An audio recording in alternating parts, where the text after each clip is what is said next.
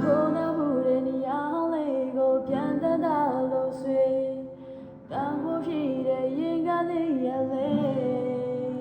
ရာဒီရေဘလို့ဘူးပြောင်းစေအိုမေးများပဲချိန်ရနေရလေ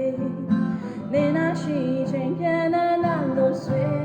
သူဖောက်ခဲ့တဲ့လမ်းလေးသူမခဲ့တဲ့အိမ်မက်လေးတွေကတိုက်ရင်ချင်းချင်းနာနာခေါ်လုံးမှုရဲ့နောက်ဆုံးကြတော့လမ်းပဲ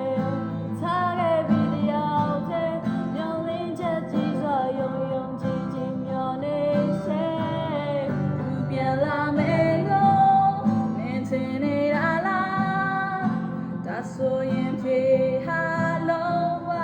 မှာနေရင်တွေတော့ကွယ်မယ်ခံနိုင်ရင်မဲနိုင်တယ်